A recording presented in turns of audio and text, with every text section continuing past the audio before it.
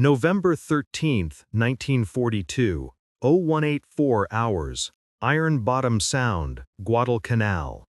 The searchlight beam sliced through the tropical darkness as Captain Tamichihara gripped the bridge rail of destroyer Amatsukaze, watching in horrified fascination as American shells exploded around his ship like a volcanic eruption of steel and fire. They are not aiming. They are simply filling the sky with metal. These words, scrawled hastily in his personal log that night, would capture a truth that defined the Pacific War's outcome before most Japanese officers even recognized it. In the next 35 seconds, USS San Francisco would fire more 5-inch shells than some Japanese destroyers carried for entire missions. The Americans weren't counting rounds. They were creating walls of fire that turned the night into artificial daylight, their gun barrels glowing red from continuous firing. 2,700 meters away in Pearl Harbor, ammunition ships were already loading the next shipment. 15,000 tons of shells, enough to replace everything the American fleet would expend in this battle 50 times over. In Tokyo, naval planners were calculating whether they could spare 12 rounds per gun for the next convoy run. The mathematics of defeat were being written in brass casings and cordite in production statistics that mocked every assumption the Imperial Navy had made about fighting the United States. Captain Hara would survive to become the only Japanese destroyer commander to fight from Pearl Harbor to the surrender, witnessing a transformation that shattered not just ships, but the entire worldview of the Imperial Japanese Navy. The awakening had begun 6 months earlier, though few recognized it. On May 7, 1942, during the Battle of the Coral Sea, Commander Tetsushi Nato, executive officer of carrier Shukaku, observed something that puzzled him deeply. American cruisers and destroyers had maintained anti-aircraft fire for 4 continuous hours, never seeming to pause or conserve ammunition. Each American destroyer, he would later testify to interrogators, appeared to carry more anti-aircraft ammunition than our entire destroyer division combined. The observation seemed impossible. Japanese doctrine, refined over decades, assumed that all naval powers faced similar ammunition constraints. The Type 96 25mm anti-aircraft gun, Japan's standard light AA weapon, came with strict firing protocols. Hold fire until aircraft reached 800 meters. Fire short bursts of 3 to 5 rounds. Cease fire immediately when the target passed optimal range. Not because this was tactically sound, but because ammunition reserves couldn't support any other approach. Lieutenant Commander Masatake Okumiya aboard carrier Ryujo had trained his gunners relentlessly on these principles.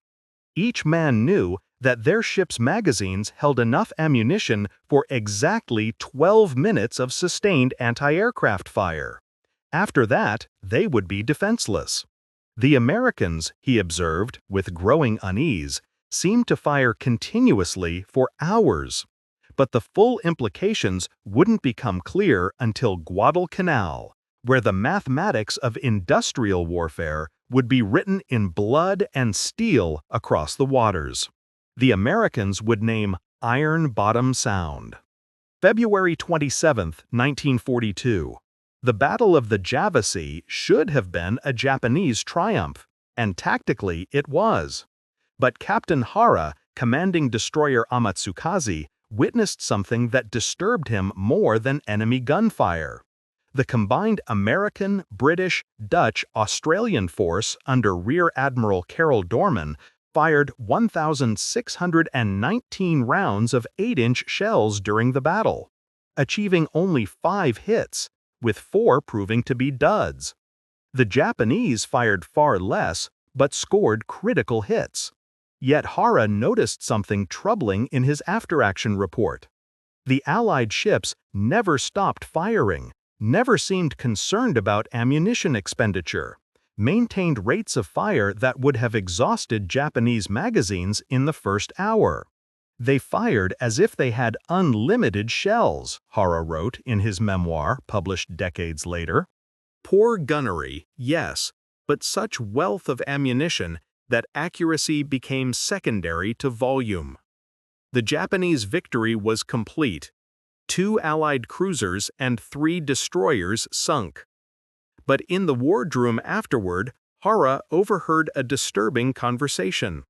Lieutenant Yoshida, his gunnery officer, was calculating ammunition expenditure.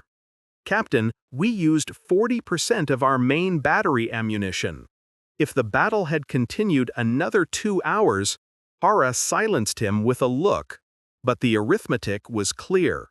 The Amatsukaze had started with 2,000 rounds of 5-inch ammunition. In one battle, they'd used 800. The destroyed Allied cruiser HMS Exetat, according to survivors they'd rescued, had fired over 1,500 rounds from her 8-inch guns alone, more than most Japanese heavy cruisers carried total. August 7, 1942. When the Americans landed on Guadalcanal, the Imperial Navy's response revealed the ammunition crisis in stark terms. Vice Admiral Gonichi Masakawa's striking force, racing south from Rabaul, carried enough ammunition for exactly one night battle, not as a tactical choice, but because that was all that existed in Rabaul's magazines. The Battle of Tavo Island on August 9th seemed to vindicate Japanese tactics. In 33 minutes, Mikawa's force sank 4 Allied heavy cruisers, killing 1,070 sailors. The Japanese lost 0 ships. But hidden in this tactical masterpiece was strategic catastrophe. Commander Toshikazu Omi, Mikawa's operations officer, would later admit to American interrogators, "We withdrew immediately after the battle, not from fear of air attack, as you believed, but because we had exhausted most of our ammunition. We had nothing left for a second engagement." The American transports, defenseless and loaded with supplies, were spared because the Japanese literally couldn't afford to shoot at them. Japanese forces had fired 470 rounds total, achieving 10 hits, a 2.1% hit rate that would later be criticized as wasteful by Tokyo. Meanwhile, at Pearl Harbor, Captain William Poco Smith was overseeing the loading of ammunition ship USS Rainier.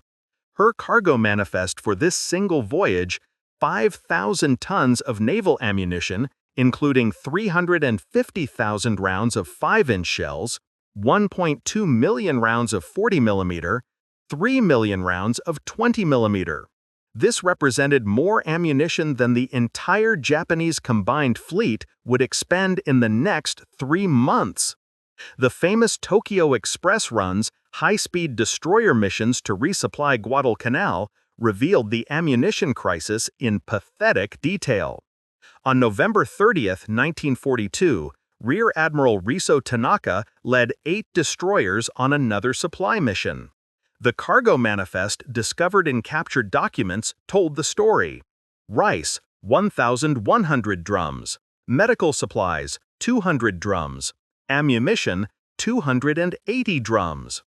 For 15,000 desperate soldiers, less than 300 drums of ammunition. Each drum contained roughly 300 rifle rounds or equivalent weight in other munitions. The entire Japanese garrison on Guadalcanal was surviving on ammunition deliveries that a single American destroyer could expend in 20 minutes of combat. Captain Har, commanding Amatsukaze on these runs, wrote bitterly, "We risk 8 destroyers, dozens of lives, tons of fuel, to deliver what the Americans probably waste in target practice." He was more right than he knew. That same day, destroyer USS Fletcher conducted a routine gunnery exercise, expending 127 rounds of 5-inch ammunition, roughly equivalent to half a drum from Tanaka's precious cargo. The numbers were staggering, incomprehensible to Japanese planners who had calculated the war based on their own production capabilities. Naval Ammunition Depot Hastings, Nebraska, came online in March 1943. Built on 48,000 acres of prairie with 2,200 buildings and 207 miles of railroad track, it employed 10,000 workers at peak production. This single facility produced 40% of the U.S. Navy's ammunition during the war. In its first month of operation, Hastings produced more naval ammunition than all Japanese facilities combined would produce for the remainder of 1943. The facility specialized in 5-inch 38 caliber ammunition, the backbone of American naval firepower. Production for 1,600 men. Inspected and tested and shipped with a quality control process that rejected more ammunition than Japanese factories produced. Naval Ammunition Depot Mallister, Oklahoma, opened simultaneously. Its focus, larger caliber shells and aerial bombs. Monthly production by December 1943, 50 6-inch shells, 120 8-inch shells, 200 5-inch shells, plus 500,000 pounds of aerial ordnance. Peak workforce, 8,600 in 1945. Meanwhile, in Japan, the Curie Naval Arsenal, the nation's premier ammunition facility, struggled to produce 10,000 shells of all calibers monthly. The Toyokawa Naval Arsenal, expanded at enormous cost in 1940, achieved peak production of 35,000 machine guns and 4.5 million rounds monthly, but only by employing 56,400 workers, including 6,000 conscripted schoolchildren aged 12 to 16 in dangerous conditions. June 19, 1944. The Battle of the Philippine Sea would provide the most dramatic demonstration of ammunition disparity in the entire war.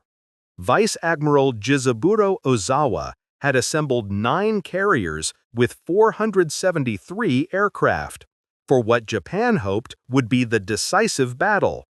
His opposite, Admiral Raymond Spruant, commanded 15 carriers with 956 aircraft. But more importantly, his task force carried something Ozawa couldn't imagine: virtually unlimited ammunition. Lieutenant Sadamu Takahashi, flying a Zero fighter from carrier Taiho, survived being shot down and later described his approach to the American fleet. The sky turned black with explosions. Not aimed shots, a solid wall of fire. They weren't trying to hit us specifically. They were filling every cubic meter of steel. The Americans fired with mechanical precision. Every 5-inch gun maintaining 15 rounds per minute. Every 40mm mount pumping out 120 rounds per minute. The 20mm cannons spraying 450 rounds per minute. The destroyer USS Stockham alone fired 12,000 rounds of 40mm and 20,000 rounds of 20mm ammunition in 6 hours of combat. Commander David McCull, the Navy's top ace, observed from his Hellcat fighter, "The Japs flew into a curtain of fire. Our ships weren't aiming at individual planes. They were creating zones of death that nothing could fly through." The mathematics were relentless. Japanese aircraft lost 476, including those lost when carriers sank. American aircraft lost 29. American ammunition expended: 200,000 rounds of 5-inch, 500,000 rounds of 40mm, 1.2 million rounds of 20mm. Japanese pilots rescued 59. Quotes from rescued pilots: "It was not battle, It was execution by machinery. October 25, 1944. 06:58 hours off Samar, Philippines. The David versus Goliath battle that would epitomize the ammunition war was about to begin. Admiral Teo Carita's center force, 4 battleships, 6 heavy cruisers, 2 light cruisers, 11 destroyers, had achieved complete tactical surprise against Taffy. 3 escort carriers, 3 destroyers, 4 destroyer escorts. What happened next defied every expectation. Commander Ernest Evans, commanding destroyer USS Johnston, didn't hesitate. All hands to general quarters. Prepare to attack major Japanese fleet units. All engines ahead flank, left full rudder. In the next hour, Johnston would fire over 200 rounds from her 5 5-inch guns at heavy cruiser Kumano, scoring 40 hits that wrecked her superstructure. Johnston then engaged battleship Congo, firing 30 rounds while making smoke. Her gunners weren't aiming carefully, they were simply pouring fire at maximum rate. Meanwhile, on destroyer escort USS Samuel B. Roberts, Lieutenant Commander Robert Copeland made a fateful decision. "We're going in, boys. This will be a fight against overwhelming odds from which survival cannot be expected." What Copeland didn't say was that his ship carried only 325 rounds per gun, 1,625 rounds total. In the next 35 minutes, Roberts would fire over 600 rounds from just one gun mount, nearly 40% of her entire magazine, at rates that caused her gun barrels to glow white-hot. Guns made 3rd Class Paul H. Carr, gun captain of Mount 52, maintained firing even after the mount lost power. He and his crew manually loaded and fired 6 more rounds before a catastrophic explosion. Carr was found dying, still clutching the last 5-inch shell, trying to load it into the destroyed gun. On the Japanese side, battleship Yamato, the most powerful warship ever built, fired her main guns in anger for the first and only time. While the exact number of rounds cannot be definitively confirmed, she fired dozens of her massive 18.1-inch shells. But her magazines contained armor-piercing shells designed for battleship combat. Against thin-skinned escort carriers, they passed through without exploding. Admiral Matei Ugaki, commanding Battleship Division 1, wrote in his diary that night, "The enemy destroyers charged through their own smoke, firing continuously. Such expenditure of ammunition for such small ships, it defies calculation." The battle statistics tell the story. American ammunition expended approximately 20,000 rounds of all calibers. Japanese ammunition expended approximately 3,000 rounds of all calibers. American ships lost 2 destroyers, 1 destroyer escort, 1 escort carrier. Japanese ships damaged by gunfire. 3 heavy cruisers severely damaged. Result: Japanese withdrawal despite overwhelming superiority. The production war's reality. By late 1944, American ammunition production had reached levels that defied Japanese comprehension. The true scale was staggering. The United States produced 47 billion rounds of small arms ammunition between 1941 and 1945, with 41.4 billion being rifle and pistol ammunition specifically. This was enough, as one general noted, for 10 shots at every person alive on Earth. Monthly production figures for November 1944. United States, at small arms ammunition, 3.5 billion rounds. 5-inch shells, 1.2 million. 40mm rounds, 8 million. 20mm rounds, 20 million. 16-inch shells, 10,000. 14-inch shells, 15,000. 8-inch shells, 40,000. 6-inch shells, 60,000. Japan, all ammunition combined, approximately 15 million rounds for the entire war. The Crane Naval Ammunition Depot in Indiana alone covered 63,000 acres and employed 10,000 workers.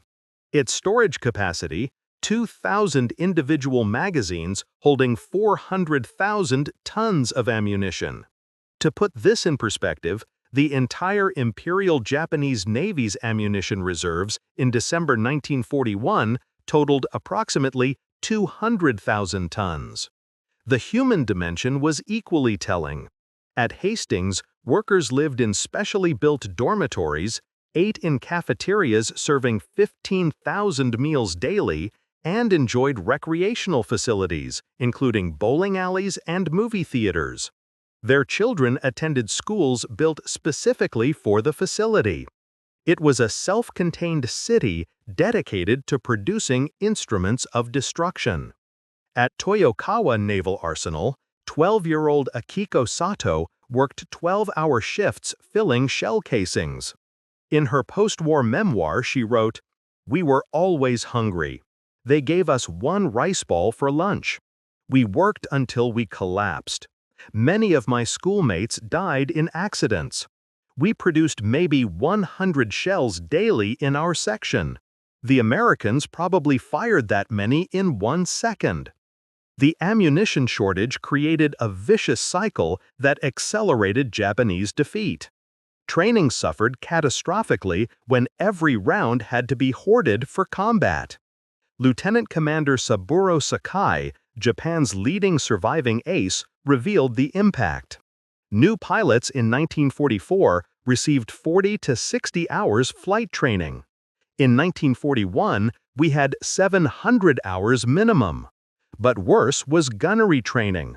New pilots fired maybe 100 rounds in practice. Americans fired thousands. The contrast was stark. At Naval Air Station Pensacola, American pilots fired an average of 5,000 rounds during advanced fighter training. Practice ammunition was unlimited.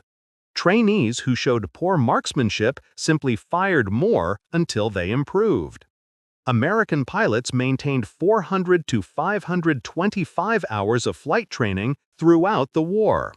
Ensign Koshito, trained in late 1944, described his preparation. "I fired my guns exactly 3 times before combat. 10 rounds each time, 30 rounds total. My first combat mission, the American I faced, probably fired 30 rounds in the first second." For anti-aircraft gunners, the situation was worse.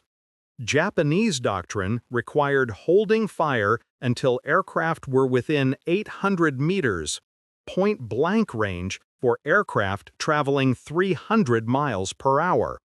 Why? Because at longer ranges, hit probability dropped below 0.5%. Making ammunition expenditure wasteful. American gunners trained differently. Seaman First Class Robert Scott, a 20mm gunner on USS New Jersey, recalled, "We fired at everything.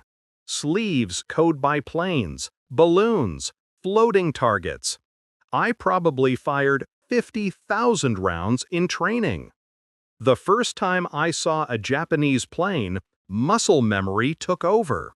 I didn't think about ammunition. I just filled the sky with lead where he needed to fly." Task Force 38's logistics train represented a revolution in naval warfare that Japanese planners never anticipated. Service Squadron 10, the fleet's mobile supply force, included 34 fleet oilers, 11 escort carriers for replacement aircraft, 19 ammunition ships, 16 refrigerated store ships, 8 hospital ships, 12 fleet tugs, 29 destroyer escorts for protection. On July 21st to 22nd, 1945, Task Group 30.8 conducted what was described as probably the largest single replacement at sea operation in history, delivering 6,369 tons of ammunition, 379,157 barrels of fuel oil, 1,635 tons of provisions, 99 replacement aircraft, 421 personnel. This single replacement delivered more ammunition than most Japanese naval bases held in total inventory. Commander Soitomu Toyota, Commander-in-Chief of the Combined Fleet, admitted after the war, "We calculated American consumption based on our own limitations. If we could afford 1,000 rounds for an operation, we assumed they might have 3,000. The reality, they had 100,000, was beyond imagination." April 6, 1945. Operation 10 Go, the suicide sortie of battleship Yamato, provided the war's most poignant demonstration of ammunition disparity. Yamato sailed with 1,170 rounds for her 9 18.1-inch guns, 130 rounds per gun, essentially a full load. Additionally, she carried 1,629 rounds for her 6.1-inch guns and 13,000 anti-aircraft rounds. This represented every suitable shell available in Japan. Her secondary batteries carried 60% of normal ammunition load. Her anti-aircraft guns had enough for 12 minutes of sustained fire. Captain Kosaku Aruga addressed his crew. "We sail with enough ammunition for one battle. There will be no resupply. Use every round wisely." On April 7th, Yamato faced 386 American aircraft in waves. The first wave reported, "Target is throwing up tremendous AA fire." By the third wave, AA fire noticeably decreased. By the fifth wave, target AA fire sporadic. Ensign Mitsuru Yoshida, one of Yamato's few survivors, described the final moments. "The 25mm guns fell silent first. No ammunition. Then the 127mm guns. Finally, even the main battery had nothing left. We were a 70,000-ton target, nothing more." Meanwhile, the American carriers launching these strikes had been replenished just 72 hours earlier. USS Essex alone received 500 tons of ammunition, roughly 400,000 rounds of various calibers. Her air group would expend 200,000 rounds of 50-caliber ammunition attacking Yamato. Knowing that tomorrow's replenishment would replace it all, the ammunition shortage created cascading effects throughout Japanese society. By 1944, copper shortage, critical for shell casings, led to collection drives that confiscated temple bells, some dating to the 8th century. Bronze statues, including national treasures, were melted down. Household items, from pots to door handles, were requisitioned. Japan melted 45,000 Buddhist temple bells for munitions between 1937 and 1945, representing 90% of all temple bells in the nation. Each bell, weighing hundreds of kilograms and composed of 85% copper and 12 to 15% tin, was especially valuable for shell casings. 13-year-old Yukio Tanaka recorded in her diary, "They took our school bell today for ammunition. Teacher Yamamoto cried." He said, "The bell had rung for 200 years. How many shells will it make? How many seconds will those shells last in battle?" The answer was heartbreaking. The typical temple bell, weighing 500 kilograms, yielded enough brass for approximately 2,000 small-caliber shell casings. An American destroyer's 40mm mount could fire that many in 16 minutes of combat. Worker conditions at Japanese arsenals deteriorated catastrophically. At Toyokawa Naval Arsenal, accident rates reached 15% monthly by 1945. Exhausted child workers handled dangerous explosives with minimal training. On August 7, 1945, a B-29 raid destroyed the facility, killing 2,477 workers, mostly teenagers.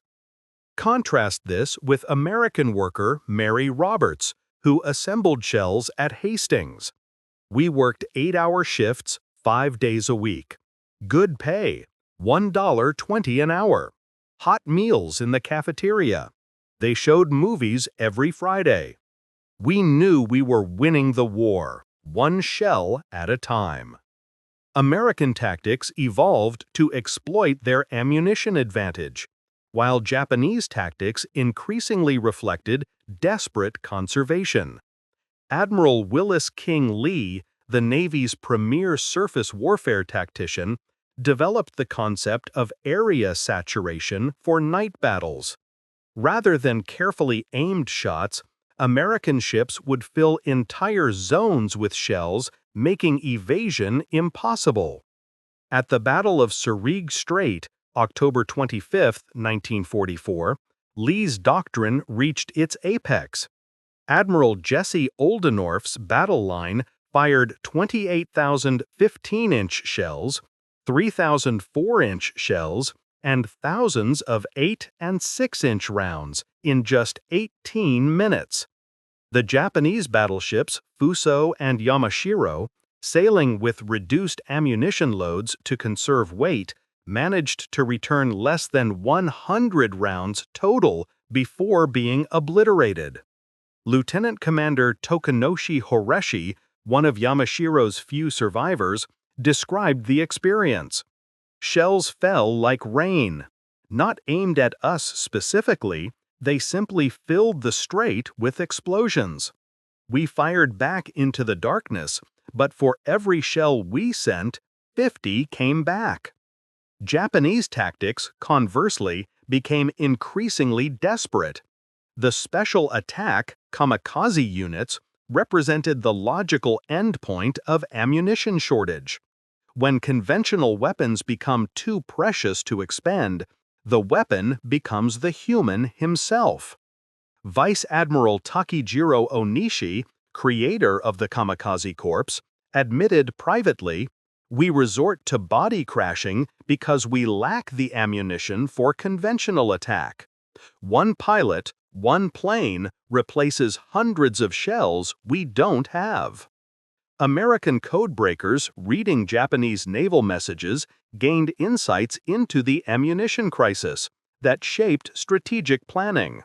A decoded message from December 1944 revealed combined fleet ammunition status: 16-inch, 15% of required minimum; 14-inch, 22% of required minimum; 8-inch, 18% of required minimum; 5-inch, 31% of required minimum. Anti-aircraft, critical shortage all calibers. Admiral Chester Nimitz, reading this intelligence, remarked to his staff, "They're a boxer with no punch left. We just keep hitting until they fall." American planners began deliberately planning operations to force Japanese ammunition expenditure. Feint attacks, harassment raids, and probing actions were designed not necessarily to achieve tactical objectives, but to drain Japanese magazines. Commander Joseph Rashford, the legendary cryptanalyst, noted, "We could predict Japanese operations by their ammunition requisitions. When they requested resupply, we knew they couldn't fight for at least 2 weeks. We owned the timing of every battle." American submarines devastated Japanese ammunition transport, creating critical shortages throughout the empire. The numbers were staggering. Japanese ammunition ships sunk 147. Tonnage of ammunition lost, approximately 500,000 tons. Percentage of ammunition shipments lost, 55%. Lieutenant Commander Dudley Mush Morton, commanding USS Wahoo, sank ammunition ship Fukwai Maru in January 1943.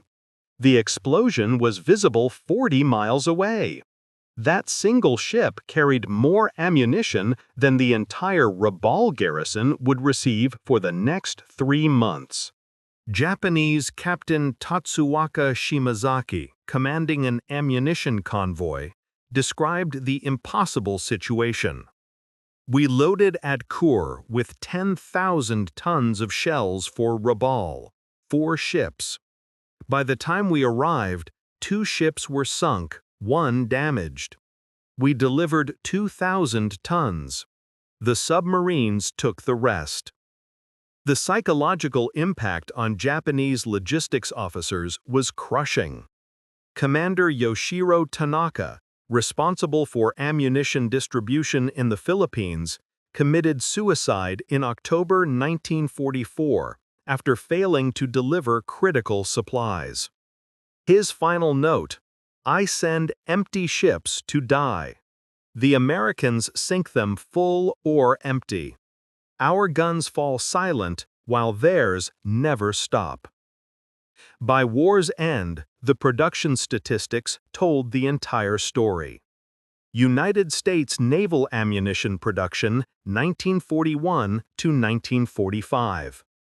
Total rounds all types 47 billion. 41 billion rifle pistol ammunition. Total weight 4.2 million tons. Peak monthly production March 1945. 3.5 billion rounds. Number of production facilities 47. Peak employment 486,000 workers. Japanese naval ammunition production 1941 to 1945. Total rounds all calibers approximately 15 million, estimated. Total weight approximately 200,000 tons. Peak monthly production November 1942, 400,000 rounds. Number of production facilities 11. Peak employment 95,000 workers, including conscripted children. The disparity exceeded 3,001 to 1 in small arms ammunition quantity alone. But quality differences made the gap even larger. American proximity fuses, introduced in 1943, increased anti-aircraft lethality by 300 to 600%. Japanese fuses, degraded by material shortages, suffered a 30% failure rate by 1945. The ammunition disparity created a psychological transformation in both navies that shaped the Pacific War's final year. For American sailors, unlimited ammunition bred absolute confidence. Seaman James Bradley, serving on destroyer USS Laffey, recalled, "We never worried about running out. The supply ships came every few days, mountains of shells.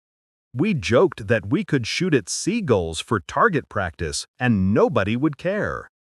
This confidence translated into aggressive tactics. American destroyers charged battleships. Destroyer escorts attacked heavy cruisers. PT boats engaged destroyers. The David versus Goliath encounters that defined the Pacific War's surface actions were possible because David had unlimited stones. For Japanese sailors, the transformation was inverse. Lieutenant Kazuhiko Ono, gunnery officer on destroyer Isokaze, described the mental burden. "Every shell fired required justification. We counted rounds like a miser counts coins. In battle, part of your mind always calculated, "Can I afford this shot?" That hesitation was fatal. The most profound psychological impact came from witnessing American prophylaxis. Commander Tamichihara, captured after his destroyer sank at Lee, was transferred to Pearl Harbor aboard USS New Jersey. He watched a gunnery exercise where the battleship fired 400 rounds in training.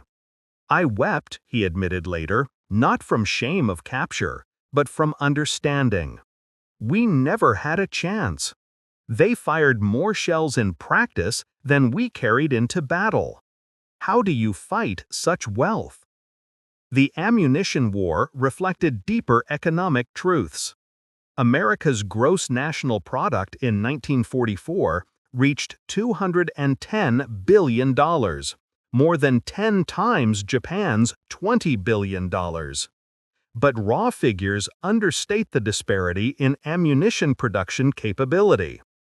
American ammunition production consumed copper, 450,000 tons annually, lead, 380,000 tons annually, steel, 2.8 million tons annually, explosives, 3.2 million tons annually. Japan's entire national consumption of these materials for all purposes, military and civilian, never exceeded copper, 80,000 tons annually, lead, 25,000 tons annually, steel, 4 million tons annually, mostly for shipbuilding, explosives, 200,000 tons annually. The United States produced more copper for shell casings than Japan produced for all electrical, industrial, and military needs combined. American lead production for bullets exceeded Japanese total lead availability by a factor of 15. Beyond quantity lay qualitative superiority that multiplied American advantages. The proximity fuse, developed by Johns Hopkins Applied Physics Laboratory, revolutionized anti-aircraft warfare. Instead of requiring direct hits, shells exploded when radar detected they were near aircraft. The development program cost $1 billion, 1940s dollars, 5% of Japan's entire 1944 GMP. This made it the third most expensive program of the war after the Manhattan Project, $2 billion, and B-29 development, $3 billion. Production required precision manufacturing beyond Japanese capabilities. Each fuse contained miniaturized vacuum tubes that could withstand 20,000 times gravity when fired. By war's end, America had produced 22 million proximity fuses. The proximity fuse first saw combat on January 5, 1943, when USS Helena shot down a Japanese dive bomber with her second salvo. The technology improved anti-aircraft effectiveness by 300 to 600%.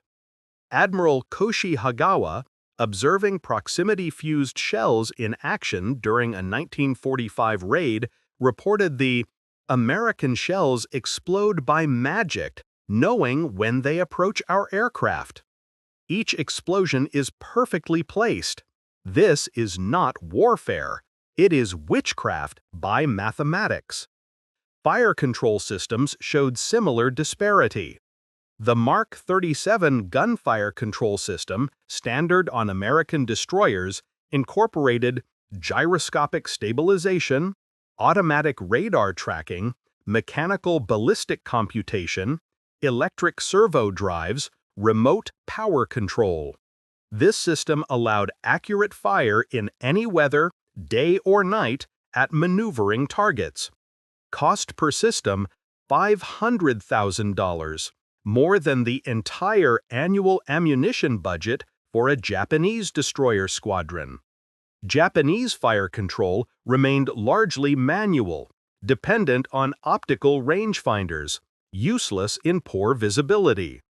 Captain Toshiro Miura admitted, "We aimed by eye, while they aimed by machine. We guessed while they calculated. Every American shell was directed by mathematics we couldn't match." The ammunition disparity produced remarkable survival statistics that defied conventional military wisdom. American destroyer USS Lafay survived 22 kamikaze attacks on April 16, 1945, largely because her guns never fell silent. In 80 minutes, Lafay fired 345 rounds of 5-inch, 11,000 rounds of 40 mil, 20,000 rounds of 20 mil. Her gunners shot down 9 aircraft definitively, damaged 4 more that crashed elsewhere. Despite taking 4 bomb hits and 6 kamikaze strikes, Lafay survived because her defensive fire degraded most attacks before impact. Contrast destroyer Yahagi, sunk escorting Yamato. Her anti-aircraft ammunition exhausted after 45 minutes. She could only maneuver helplessly as American aircraft attacked unopposed. 7 torpedo and 12 bomb hits later, she capsized. The cruiser USS Helena's ammunition expenditure deserves special attention.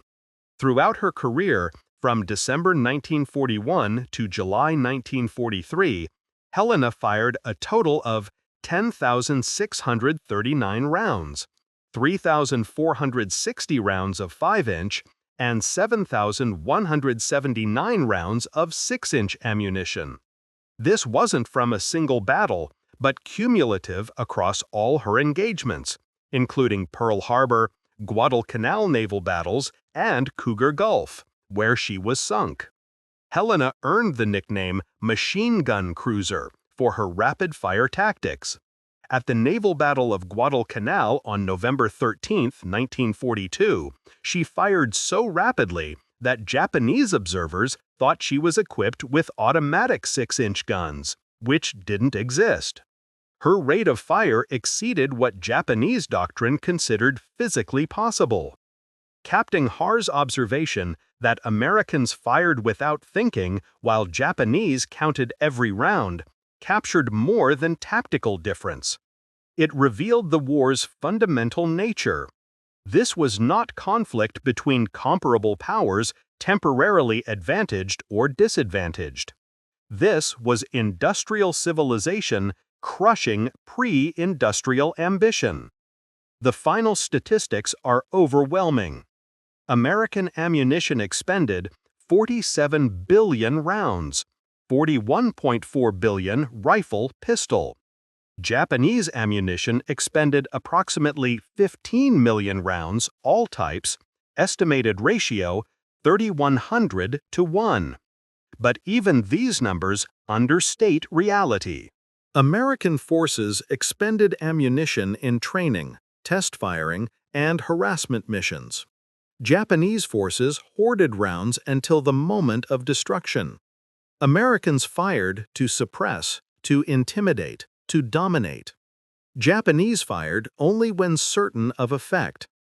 When Emperor Hirohito announced Japan's surrender on August 15, 1945, he spoke of a new and most cruel bomb.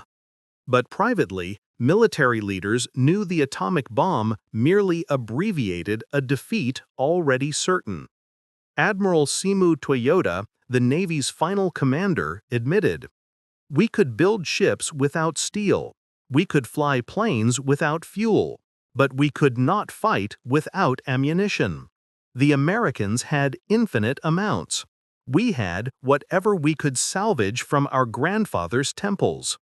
In the ruins of Kura Naval Arsenal, workers found a final production report dated August 14, 1945. Daily production, 73 shells, various calibers. Worker strength, 423, including 200 middle school students. Status, critical shortage all materials. That same day, Hastings Naval Ammunition Depot reported, Daily production, 45,000 shells, various calibers. Worker strength, 5,800. Status, exceeding quota. Recommendation, reduce production due to anticipated war termination. The Pacific War's ammunition disparity teaches a lesson that transcends military history. Wars between industrial powers are not decided by courage, skill, or determination, though these matter, but by the capacity to transform raw materials into delivered destruction. Captain Har lived to write his memoirs, unique among Japanese destroyer captains. His final assessment was stark. "We brought swords to a machine gun fight, then wondered why we lost. The Americans didn't defeat our Navy, their factories did. Every shell they fired announced industrial supremacy we couldn't imagine, much less match." The brass casings littering the Pacific's floor tell this story. Each one stamped with American ordnance marks. Each one representing industrial capacity that transformed warfare from art to arithmetic. The Americans could afford to fire without thinking, because thinking was unnecessary when supply was infinite.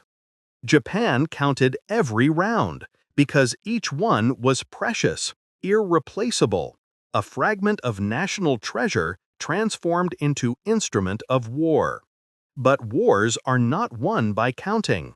They are won by those who can afford not to count, who can fill the sky with steel and the sea with fire, who can transform industrial might into delivered destruction without hesitation or limit. Behind every statistic lay human tragedy.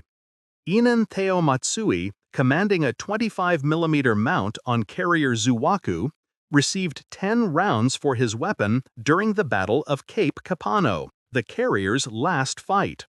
He held fire as American planes attacked repeatedly, waiting for the perfect shot that never came. Zuwaku sank with his unfired rounds. His mother received his final letter. "I have 10 chances to protect our ship. I will make each one count." She never learned he died without a shot, paralyzed by the terrible arithmetic of scarcity. Meanwhile, Seaman Robert Dixon, 20mm gunner on USS Essex, fired 15,000 rounds during the same battle. In a letter home, he wrote, "Mom, you wouldn't believe how many bullets we shoot. It's like a fireworks show that never ends. Don't worry about me. We've got so much ammunition, nothing can get through." Both young men served their nations with equal courage. But one counted rounds while the other counted victories. The difference was not character, but industrial capacity. Not bravery, but brass casings. Not determination, but the ability to transform national wealth into naval firepower. Today, 80 years after Japan's surrender, the ammunition disparities lessons resonate. Military professionals study Captain Har's observation not as historical curiosity, but as eternal truth. Wars between industrial powers are decided in factories before they're fought in fields. The Pacific War proved that industrial capacity, once mobilized, generates military power that no amount of tactical brilliance can overcome. American shells fell like rain because American factories produced like storms. Japanese shells were precious because Japanese factories produced like artisans. In the end, Captain Tamichihara's words stand as epitaph for an empire that challenged industrial mathematics with spiritual determination. The Americans used shells without thinking, while we counted every round. In that difference lay not just tactical disadvantage, but strategic impossibility. Not just military defeat, but civilizational reckoning with the arithmetic of modern war. The shells have long since stopped falling. The guns long since fallen silent. But in naval archives from Pearl Harbor to Yokosuka, in memoirs from Washington to Tokyo, the truth remains. The Pacific War was decided not by the courage of those who fired the shells, but by the capacity of those who made them. The Americans could afford to fire without thinking. The Japanese could only afford to think without firing. Between those two realities lay the abyss that swallowed an empire's ambitions and transformed the world's understanding of industrial warfare. The final testament comes not from admirals or historians, but from the numbers themselves. 47 billion to 15 million.